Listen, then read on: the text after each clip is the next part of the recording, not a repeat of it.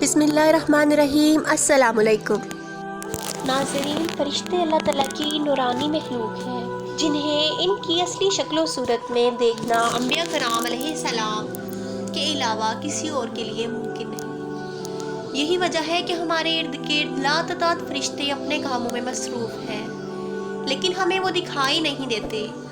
اگر وہ انسانی شکل اختیار کر کے ہمارے سامنے آئے تو پھر انہیں دیکھنا ممکن ہے۔ انسان کی نسبت فرشتے عظیم مخلوق ہیں اور ان میں بھی چھوٹے ہیں اور بعض بڑے ہیں۔ فرشتوں میں بعض کے 2 پر ہیں اور بعض کے 600 پر ہیں۔ قرآن کریم میں اللہ تعالیٰ نے ارشاد فرمایا ہے کہ اللہ تعالیٰ ہی کے لیے تمام تعریفیں ہیں جو آسمان اور زمین کا پیدا کرنے والا ہے اور 2 3 4 پروں والے فرشتوں کا اپنا قاصد بنانے والا ہے۔ بعض روایات کے مطابق حضرت جبرائیل امین علیہ السلام کے 600 پر دیکھے گئے ہیں اور ہر پر نے آسمان کو گھیر رکھا ہے اور ان کے پروں سے مختلف رنگ اور قیمتی موتی بکھر رہے ہیں۔ وہ فرشتے جنہوں نے عرش اٹھا رکھا ہے، ان کے قد و قامت کے بارے میں سیدنا انس رضی اللہ عنہ سے مروی ہے کہ حضور اکرم صلی اللہ علیہ وآلہ وسلم نے ارشاد فرمایا، عرش کو اٹھانے والے فرشتوں میں سے ایک فرشتے کے بارے میں مجھے یہ بتانے کی اجازت دی گئی ہے جس کے پاؤں سب سے نچلی 7ویں زمین میں ہے اور اس کے کندھوں پر عرش ہے۔ اس کے دونوں کانوں اور کندھوں کے درمیان اتنی دوری ہے کہ اسے طے کرنے کے لیے ایک پرندے کو 700 سال کی پرواز چاہیے۔ وہ فرشتہ کہتا ہے، یا اللہ تو پاک ہے جہاں بھی ہے اور جہاں بھی ہو۔ اللہ تعالیٰ نے فرشتوں میں شادی بیاہ کی حاجت نہیں رکھی، اس طرح انہیں کھانے پینے سے بھی بے نیاز کر دیا ہے۔ اس کی وضاحت قرآن مجید میں یوں دی گئی ہے اور اس واقعے سے ہوتی ہے۔ اس کی وضاحت قرآن مجید میں مرکوز سیدنا ابراہیم علیہ السلام کے اس واقعے سے ہوتی ہے، جس میں ہے ابراہیم علیہ السلام کے پاس فرشتے آئے تو آپ علیہ السلام ان کے لیے فوراً گوشت لے کر آئے، مگر انہوں نے اسے تناول نہیں کیا۔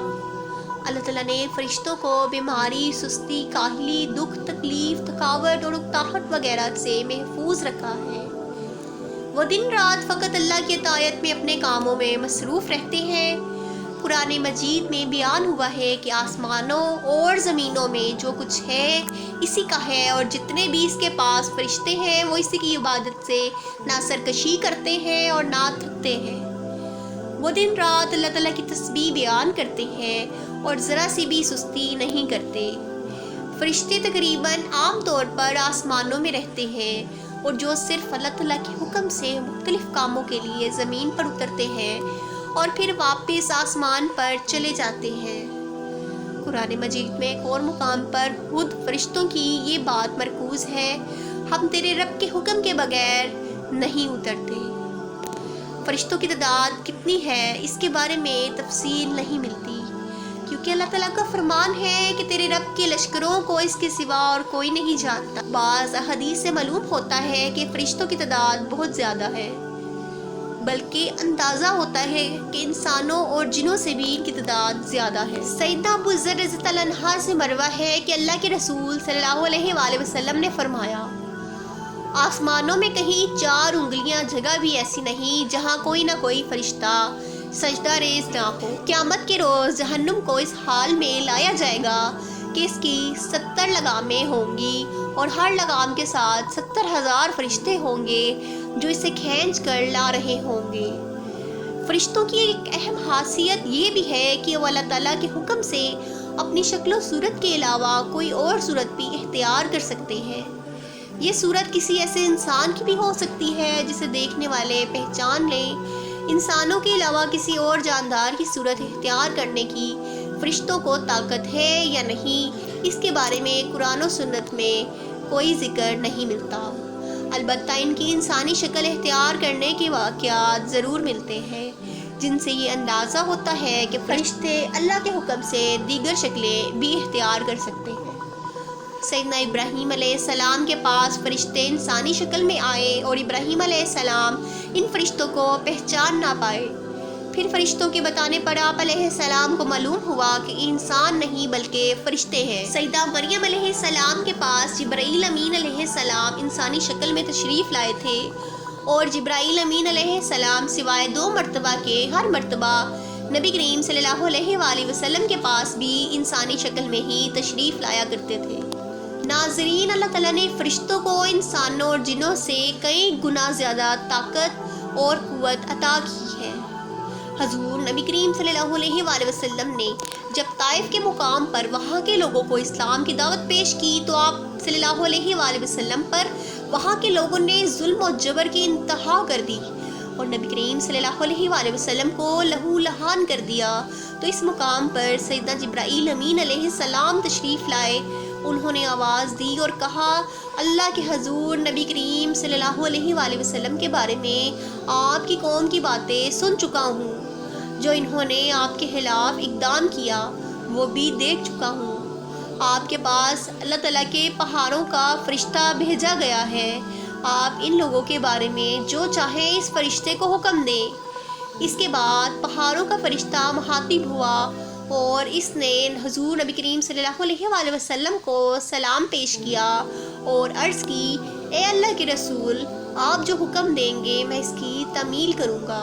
اگر آپ چاہیں تو میں دونوں طرف کے پہاڑوں کو ان پر لا کر ملا دوں جس سے یہ پس جائیں گے۔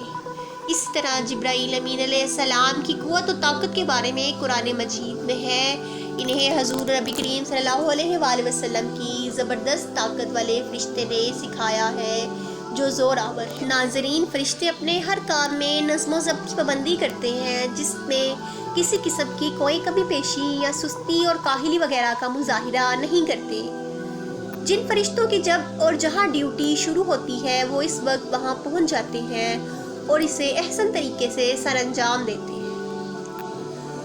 ناظرین، جس طرح انسانوں کی پیدائش اور موت کے مختلف مراحل ہوتے ہیں، فرشتوں کے لیے یہ مراحل نہیں ہوتے، یعنی دنیا میں نئے انسان پیدا ہوتے ہیں اور پہلے موجود انسان فوت ہو جاتے ہیں۔ لیکن اس کے برعکس جب اللہ تعالیٰ نے فرشتوں کو پیدا کیا ہے تب سے وہ زندہ ہے۔ لیکن اس کے برعکس جب سے اللہ تعالیٰ نے فرشتوں کو پیدا کیا ہے تب سے وہ زندہ ہے، اور قیامت قائم ہونے تک جب تک اللہ پاک چاہیں گے وہ زندہ رہیں گے۔ تب تک اللہ تعالیٰ کی طرف سے انہیں جو ذمہ داریاں دی گئی ہیں انہیں احسن طریقے سے وہ پورا کرتے رہیں گے۔ لیکن جب قیامت آئے گی تو یہ فرشتے بھی موت سے دوچار ہو جائیں گے، اور پھر ایک ایسا وقت آئے گا جب کائنات میں اللہ تعالیٰ کے علاوہ کوئی چیز زندہ نہ رہے گی۔ اسی صورتحال کو قرآن مجید میں اس طرح بیان کیا گیا ہے، زمین پر جو ہے سب فنا ہونے والے ہیں، صرف تیرے رب کی ذات جو عظمت اور عزت والی ہے باقی رہ جائے گی۔ اسی طرح ایک اور مقام پر ارشاد ہوا ہے، ہر نفس کو مرنا ہے۔ اگر آپ کو یہ واقعہ پسند آیا ہو تو براہ کرم ہمارے چینل کو سبسکرائب کریں تاکہ ایسی ہی ایمان افروز ویڈیوز آپ تک پہنچتی رہیں۔ جزاک اللہ۔